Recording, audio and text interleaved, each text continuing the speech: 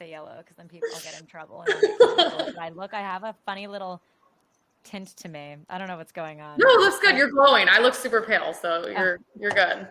All right, we're recording. We are recording. Hi, everybody. Welcome to Unfollowed. This is our first episode, and we thought we would start first. We thought we would tell you there's very little planned here, and we just figured out how to record, and we're not sure this is going to work. So the preview did not actually work. So if we get video and audio out of this, that's a good thing. But we thought we would start by introducing ourselves and then talk about the big news from the weekend. So Emily, do you want to introduce yourself? Emily, aka Emily Saves America Online, from Orange County, was in real estate, and then COVID happened, and then now I am known for my lovely car rant videos and whatever else. Live in Los Angeles, Beverly Hills, love it, never leaving, never going anywhere. And you used to be a liberal, right? Yeah, I was pretty far left most of my life. And then I didn't know anything. I literally couldn't even tell you who the vice president was. And then I just aggressively over the pandemic started listening to people I really like. And now I'm stuck in this world, most likely for the rest of my life. So here we go. Awesome. I'm Arynne. My name confuses people if you don't overthink it. It's not actually my favorite thing about having this name, by the way, is that liberals, like leftists, don't know what to do with it because they're like, oh, like maybe she's part black because the Y makes people think I'm black. But I'm not. I grew up in New York and I was always conservative. It's funny. I was always like a priest in a confessional booth for people. You know, like people would come up and whisper to me because I've just always been that vocal conservative. So I never had that red pill moment. You know, they say you're born with like a silver spoon. I was born with like a red spoon, I guess. But like the only kid watching Fox News growing up. Not that I watch Fox anymore. Turned that off in 2020. Anyways, I left New York as a political refugee, and now I live down in Florida. But I do go back to visit friends and family. And I was working in finance and tech, and then also just kind of similar to Emily, started going viral from posting my thoughts and left to try and save the country. But since Emily Saves America was already taken, I went with the handle non-lib take. So you could find me there on IG. And it's funny because that's how I found you. I was like on TikTok and I was like, wait, this girl's walking around New York, but she's saying like common sense things. And I was like, well, we know how crazy that is because I'm doing the LA version of that. Yeah, we're the freaks. We're the total freaks in these cities. And we actually became friends because we both love matcha. I saw your matcha. I don't have one now because it's later in my day because I'm East Coast. So it's way too late. I'm so sad we're doing this late. We need to do this first thing in your morning so we could have a matcha together. I know. But I cut myself off. Otherwise, I'll be up all night. So no, and this is the whole point is we wanted to do this as like authentic and like low budget. And like, obviously we'll improve everything over time. This is the first recording. If it even works, we'll, improve the mics and everything. But like, we just want this to be like literally because we believe it and it's fun and like just cover the funny topics of the week, especially because she's in Florida. I'm in LA. These are two of the most important states in the country and usually have the craziest news. So it's good to go over those two places and then we'll go over the whole country. Yeah, I don't know if the people, like the homeless in LA, are crazier than the average Florida man. So we can each state gives the other a run for its money. Yeah. But okay, what do we want to talk about? We wanted to talk about well, we should start with Elon Musk retweeting you because that's the biggest one. Yeah. That was huge. That was a great Monday. Elon Musk, not sure if you've ever heard of him, not a big deal, but he quote tweeted me today because I actually had a friend who sent me a message this morning, and this wasn't on. We all know like there are other things, and I think we're going to try to talk about it. We know that a lot of things in the news and searches wherever you are getting suppressed, altered, fact checked, whatever. But I hadn't seen this. A friend of mine messaged me saying, "Have you searched Donald Trump on Google and seen the search results?" And I said, no. And she said, see what happens on your phone. Because this is what's happening on mine. I search Donald Trump on Google and every article is about Kamala Harris, and not just every article, but the top of the search results say Donald Trump, Kamala Harris. I actually think it said Kamala Harris first. And I don't know this is really low budget. So I don't know if we're going to show screenshots of anything when we do this, but TBD. Yeah. Either way, you guys can look this up. Look at Elon Musk's Twitter feed and you'll see.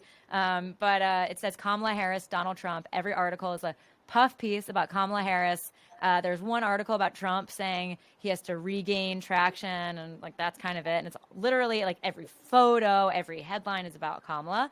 And then when you search Kamala Harris, it just says Kamala Harris. Donald Trump isn't there. And it's all the same puff pieces. And instead of the other article about Trump under the Trump results, there was an article about I'm a Republican and I'm voting for Kamala Harris, not Donald Trump. And that's the only article about Trump under Kamala Harris. So it's so skewed. And Emily, since that was my tweet and I just explained it, Emily, I'll let you react to that. So they're literally trying to erase history in front of our eyes, rewrite history in front of our eyes. These are the outlets these people actually trust. And genuinely, if you talk to these sick liberals, they literally trust them, and they think everything we say is because we're crazy, we're emotional, like all these things, all the things ironically they are, but it's like they actually believe these things. And then on top of that, I'm like, oh my God. It's so frustrating because I don't understand how you can be so far removed from reality when it's not like there's a couple examples. Like, first of all, CNN posted like 2 days ago a screenshot, and I have it on my phone, saying that like, we don't actually know if it was a bullet. And I'm like, yeah, I remember Mr. Jones saying something like that and getting fined $1 billion. I mean, the fact that they try to deny shootings, oh, it's loud sounds, like all these things. It's so funny because I was like, you guys created this to happen. You were like responsible for it. You've called Trump Hitler for how many years? And like even the Jubilee episode, go look at it. The two people on the panel openly say, they openly incite violence and defend it. And then as soon as they're on the spot, they kind of are wishy-washy, but they were like, no, we hope something happens to him. And these are the people that are like the loving, tolerant party, of course, naturally. Of course. But I'm just like, you cannot deny, like, the suppression is on a level where like anyone who believes in good and evil, because I do believe this is like full-blown spiritual warfare at this point, and it is good versus evil, why are they trying so hard? If things are truthful and things are fair, you don't have to hide anything. And it's like, also, we need to start taking legal responsibility for these things. Like, we need to go after them legally, which, by the way, one of my best friends texted me yesterday, because I was like, I kind of saw she was like liking my photos or something, and she had followed me, and she was like, dude, I met a girl at a nail salon. She was a huge fan of you and me. She follows me. She had already followed you, whatever. And she goes, my best friend, Instagram removed one of my best friends from following me yesterday, which means they're probably removing thousands of people. And she was like, wow, literally, you weren't coming up on my feed. And she had to refollow me. So they're going to start shadow banning all of us again during the election like they did before. Yes, no, that's the thing. It feels like 2020. All over again with all of this. It's like I said this weeks ago when everyone felt so certain about what was happening with Biden, and at the time when he was still the nominee, and before the, I like, if this is going to be on YouTube, can I even say attempted assassination, or are we going to get fact checked for the fact that, like, who knows? But before everything, I said November is a long ways away, and the problem is the left truly believes that they should be doing everything to win. As long as they win, it's acceptable, right? Like the ends justify the means. And that's what we're seeing. I was on IG today and I went to someone's page because I was seeing, Facebook says that people are posting on Twitter that they were getting fact checked on Facebook for altered photos of Trump from J13. And my camera's doing something funny. I don't know what's happening, but it looks fine. It's flashing at me. All right. And low budget production. Yeah. But sorry, I don't know if we're going to failed to enter whiteboard mode. I think it thinks I'm drawing something. We are. We're drawing a picture of what the country's going to turn into under the Biden administration. Now I'm frozen. Let me see. Okay, you're back online. This is super weird. Okay, anyways, this camera sucks, and I'll get a new one if anyone ever watches this. But but they were saying that the photos on Facebook were altered, and I thought, well, Facebook's owned by Meta, so let's see if they're saying the same thing on IG. And I went to another person's page. They have that photo. It was fact checked, and when I clicked on it, it said Secret Service agents that are smiling are altered. No one's smiling in the photo. I can't figure out what they're talking about. And obviously they're doing that to suppress people. So it is really scary. And I think, they can't win with the truth. So they're trying to win without the truth. And that's what they're doing. And this is true 1984 Orwellian information control. It's really scary. And what's scary though is how no one on the left, like a true liberal, a classic liberal, used to say, "I'll die for your right to say whatever you want," right? And now they just won't do that. So I don't really know where we go from here. We just keep fighting. We keep posting. We keep posting, and thank God for Twitter, right? Thank God for Elon. If Elon had not bought Twitter, I don't think he actually did it for, a bit. It was not a business decision. He understood that it was actually what we needed for democracy to thrive. And now we're seeing, like over the weekend, we saw there's stuff escalating. We're not going to get into this today, but like things escalating in the Middle East. Like that doesn't happen when America's strong, right? So it's never been more important. And they're literally trying to erase photos of Donald Trump on the internet because everyone loves them and it shows how badass he is. And so they're trying to pretend that those images are fake. The fake hype around Kamala is the craziest thing I've ever seen. I literally, TikTok is where you can find all the insanity because it's the most far left app. But it's just you really, it proves their party stands for nothing. But I'm like, really, you guys are rallying this hard around Kamala, who you haven't heard talk except for a couple speeches where she can't even gather a sentence together. And I'm like, you guys are rallying for her. And it also doesn't make sense because I'm like, I know for a fact, I know the Democratic Party, literally just pays these people and they're brainwashed. So they just go right along with it. But it's you really cannot convince me that there's parades, and you cannot convince me people are going from Trump to Kamala in any world. I don't know anybody. I don't know. It's anecdotal, right? Because the numbers, I can't trust these numbers. Let's also remember these are the same people who told us in 2016. Do you remember that New York Times tracker that showed that Hillary had 96% of the vote or something like that? I don't even remember. Or 96% likelihood of winning the night of the election. I remember watching that and it was there's so much bias there. But the problem is what they're doing is you could skew those numbers and then people believe it, and so they think, oh, it's okay, I should vote for Kamala because that's what everyone else is doing, because the left, they're all sheep, and so they just want to do what everyone else is doing. So if they think, oh, everyone else is voting for Kamala, then I'm going to vote for Kamala too. And so I think that's why they have these fake polls out there. It's to actually just shepherd the crowd, right, and move the flock, shepherd the flock. Yeah, which is what they're doing because it's so easy and they see how easy it is. It's literally like taking candy from a baby to get these people to just go join the next thing. Literally, I swear, I think it went from Ukraine flag in bio to Palestine flag in bio to we stand with Biden to now Kamala, and it just keeps doing these. Yeah. Also, Kamala Harris, who got 0 votes in the zero. People love her. She was so unlikable that she had to drop out before in 2020. She had to drop out before they got to California for the primary because she didn't want to be seen as losing her own state. So, and now you're telling me she's the most popular candidate. Makes no sense. Also, I will say, isn't it I don't know. I feel like I get called pick me a lot because I criticize women online, but I think I criticize everyone. I'll go just as hard on women as I do people that have a Ukraine flag in their bio and BLM and all these other things. But it's I don't understand because I'm you guys have never looked more dumb in your lives than literally the thousands of videos I see every day. That's I'm a woman and I'm voting for Kamala because she's a woman. Literally every single thing that loser, weirdo, grifter, right-wing guys say, you are 100% proving to them that women literally are stupid. They're not capable of critical thinking skills. Yeah. They vote like dumb girls. We're all prancing around I'm voting for the girl. And it's you guys are proudly embracing all the stereotypes, which you think putting a woman this unqualified would set you forward. Actually, as a woman of color, it's going to set you 100 years back because they're going to go, she is not capable, therefore we should not have a woman and we should not have a woman of color. It is a setback, whether they like it or not. I totally agree with you. I'm looking at this and I'm take away the vote. I'll give it up.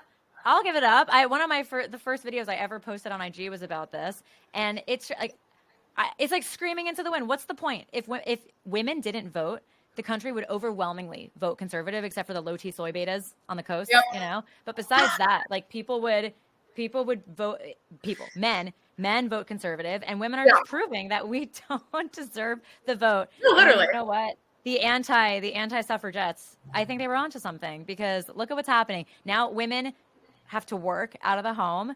We're voting against ourselves, right? And it's like we're furthering the agenda of people who just like women have never been more unhappy ever in the history of our country than we are today. No. So, go online.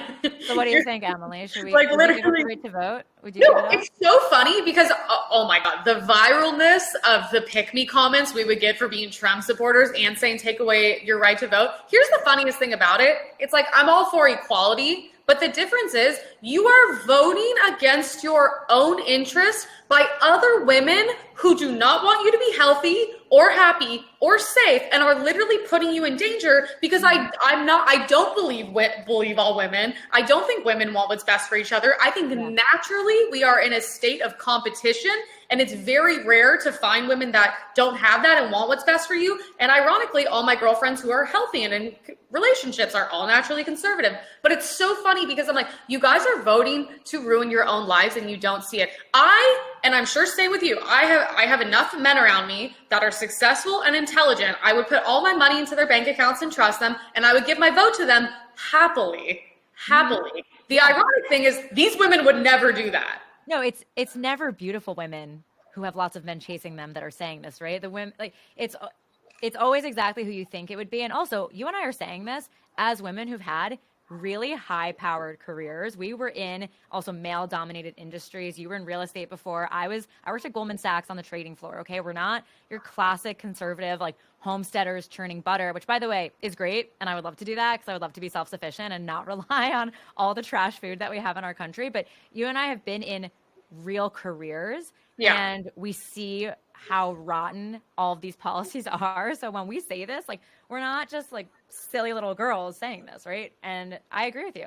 I would trust. And they are. And that's the thing. It's like during the pandemic, I was doing hard money loans. It's like, it's not like I've been in these girly careers my whole life. The difference is between us and them is all the conservative women I know would happily put their vote and like their faith into their partner because they know they would vote accordingly, where I'm like, you guys statistically, white, liberal, middle-aged women statistically have ruined this country and continue to ruin this country. And I don't really care if it's a pick-me thing. I don't think it's a pick-me thing. I think it's the fact that I made better choices as women who I believe have higher IQs. Yeah. Well, they're calling you pick-me because that's the only way they could take the argument away from you because they can't actually win otherwise, right? So, I mean, like anybody who could get a man doesn't call you that, right? It's the women who can't get a man that they say, why would you trust a man with that? Well, where's yours? Where's your guy, right? Like, they can't get one to manage their money and vote for them. So they just say you shouldn't have men at all, right? We don't need men. It's like, you don't need men because you're ugly, okay? And you're unhappy and you're miserable and you're probably not successful. Every successful woman that I know, even the ones who are single, a lot of them are not single by choice. They're single because there are like lots of different reasons. That's a different episode that we could do. But they want a man. Just they might not have one. And that takes us into what I think will be our last subject today. Because I have to go, but we're gonna have longer episodes because we could do this for hours. I could literally go on about this one topic for 5 years. 100%. Maybe we'll just dedicate an episode to that. To this whole topic, but. If this recording actually works and anybody's seeing this, just know that we spent 20 minutes trying to figure out how to use this recording software. And so it ate into our time and we didn't leave time for any error. So but women being miserable and single, JD Vance got a lot of hate, obviously, from Oppo research from the Harris campaign where he was talking about cat ladies, right? So what do you think about it, Emily? So I was shocked because I watched Tommy Lauren's clip of being like, this is actually really, really going to hurt you really need the women's vote and it's going to hurt that. And I agree with her. The problem is if that was the full statement, I'd be like, well, first of all, I would still agree with him. And I think it's funny, but it's like, I understand where she's coming from, but like, that wasn't the full statement. You took a clip. And of course, it's like, but here's the thing.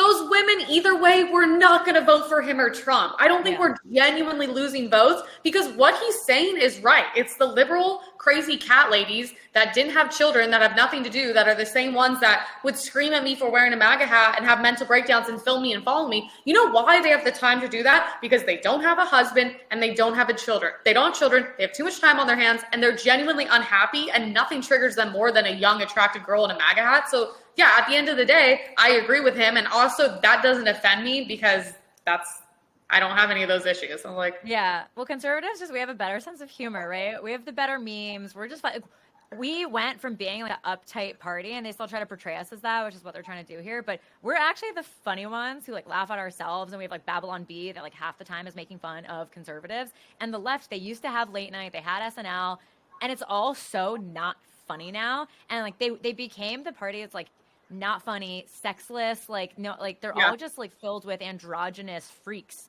who are just miserable, floating around like zombies. So yeah, I also the clip, it was not the full context of what he was saying. And like, you know, Jen Aniston, and this is where it's so bad for conservatives because celebrities post about it and make claims that are not true and they never get fact checked, funny enough. But the full clip was JD Vance saying, of course I have sympathy for people who've tried to have children and can't have children. And even if he didn't say that, you know what he means. And if you're being intellectually honest, you know that what JD Vance is saying is that we're talking about the women who hate the women who have children, who hate people who want to have families and who actively push the agenda that family is bad, having children's bad, wanting two parents in the house is bad.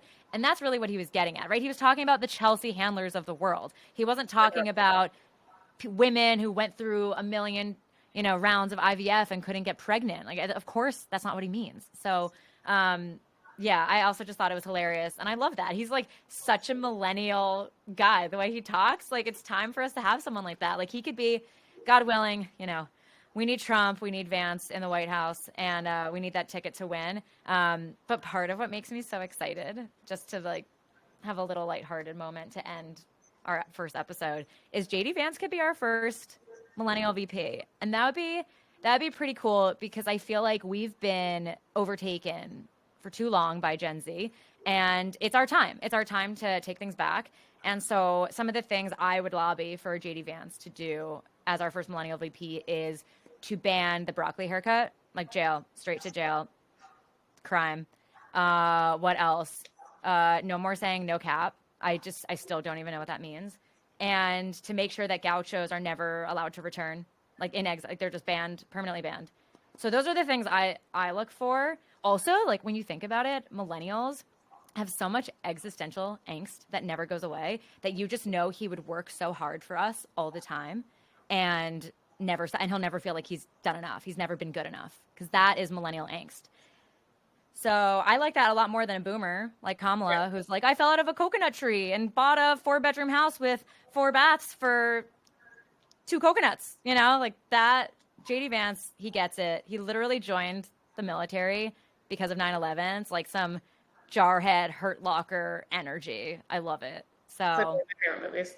Yeah. So like on a cultural side, I feel like we can overtake Gen Z again and reclaim what's ours. And also for the women, the guys won't get this, but no, well, yours is like middle side, but this idea that you have to have pure middle, yours is not, it's not fully in the middle. No. Like, you know what Gen Z says, you're not allowed to do side parts. We're not allowed to do side parts. Mine's like always shifted because I can't do a middle part because it's too hard.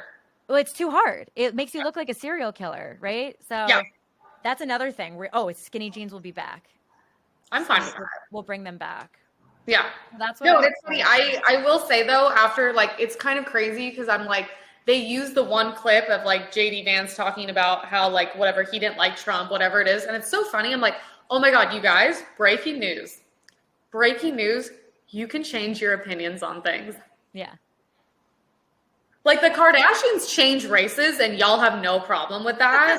And I think that's really, really crazy that they borderline do blackface. But God forbid someone used to not like Trump. I used to hate Trump and now you love him. It's like that's your campaign you're running on. Yeah. Congrats. By the way, what's more relatable than people who didn't think Trump would be a great president and now he's not just voting for Trump, he's running with Trump. And that should be the message for a lot of the country, right? Like that's way better than someone who's always been conservative, I think JD Vance has always been conservative, but someone who's just always been for Trump, how does that convince? We need new people. They're the people that are already going to walk over broken glass for Trump. Yeah. On that Trump train.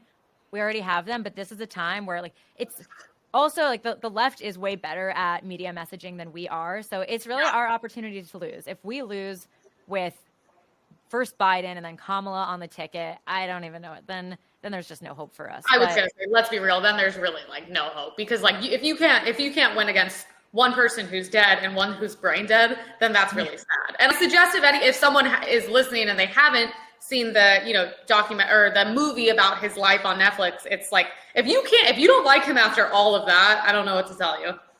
Yeah. The man's a champion, and I've never seen celebrity that just climbs and climbs. I remember being a kid in New York and growing up with just knowing about Trump, badass businessman. Every celebrity wanted to hang with him. Rappers rapped about him. The guy gets shot and he stands up and yells, "Fight, fight, fight." I don't know what's more badass than that, and that's who I want in the White House. So hopefully we'll get there. And then so we'll figure out all of our socials soon, but for now, follow me at Emily Saves America, and then you can follow her at NonLibTake.